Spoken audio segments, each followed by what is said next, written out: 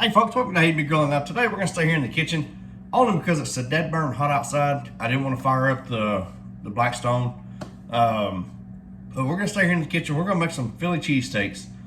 Looks really good, so let's get started.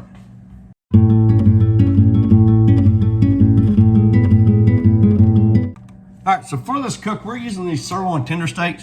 Now, they've been thawing out, but they're not completely thawed out yet. I want them still a little bit firm, because when they're firmer, it's easier to get a good thin slice on them. Right about like that. All right, so we got all of our steak cut up into little small bites, or small pieces. So I'm gonna add a tablespoon of salt, a tablespoon of pepper, a tablespoon of Worcestershire sauce, a tablespoon of olive oil, follow that up with a teaspoon of minced garlic. And once we got all that in there, we're just gonna take our hands, just kind of work this all around, get this steak nice and combined with all of our seasonings we put in here, to include the salt and pepper. Now that gets this nice and combined, I'm gonna let this sit out at room temperature. Let it kind of sit in that seasoning, and let it kind of soak in the seasonings and the Worcestershire sauce and the olive oil. All right, so we're going to end up using a bit of butter for this cook. So what I'm going to do, I got my skillet here. Like I said, I could do this on the Blackstone, but with it being so hot, man, I really just wanted to stay in the house, stay in that air conditioner. So we got a pat of butter, 1 tablespoon of butter. We're going to put our burner to a medium heat. We're going to let that butter start to melt down. All right, so that first pat of butter is melted down. So I'm gonna take, I got these hoagie buns, right? I just wanna set them down in my skillet real quick. I'm kind of sitting that butter, and we're gonna toast our buns. All right, so I got a good coloring on this one. Ooh, can't really see it, can you? So I got pretty coloring, so I'm gonna set that one to the side. Before I put my next bun on there, we're gonna add us 1 more tablespoon of butter. Should have had that prepped and ready, shouldn't I? So we're gonna we're gonna toast that other bun, and then I'll bring y'all back for the next step. All right, so we got our buns toasted. So now we're gonna add us in another tablespoon of butter. We're gonna let that melt down. Now that that butter's melted down, what I've got here is half an onion and 1 bell pepper that I've diced up. So I'm gonna put them in my skillet, and I'm gonna cook them until they're both soft and tender, cooked through. All right, our vegetables are cooked through. For the time being, I'm going to remove them from this skillet and put in this bowl here.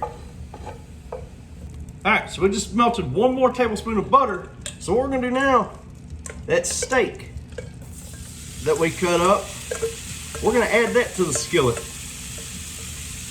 And we're gonna cook this to our desired doneness, which as thin as they are cut, it is going to be hard to get it anything but kind of more of a doneness. Is that a thing? But anyways, but we're going to cook this through. Then I'll bring you back once we've got this cooked. All right, so now that our beef is almost cooked through, we're going to add the onions and the bell pepper back into the skillet.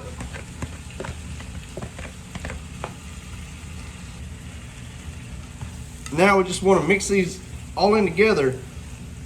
Let our ground beef finish cooking out.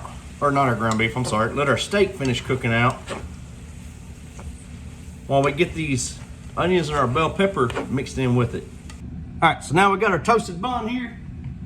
I'm gonna come back, scoop some of this out.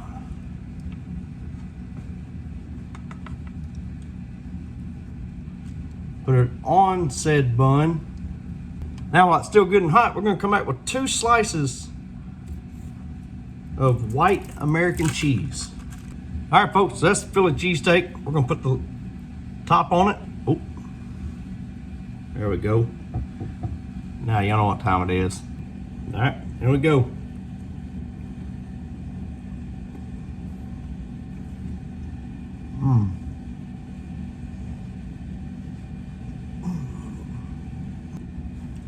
Now folks, that's a dang good sandwich. The Philly cheesesteak. That mixture that we put on that steak, once we cut it up, put it in the bowl, very good.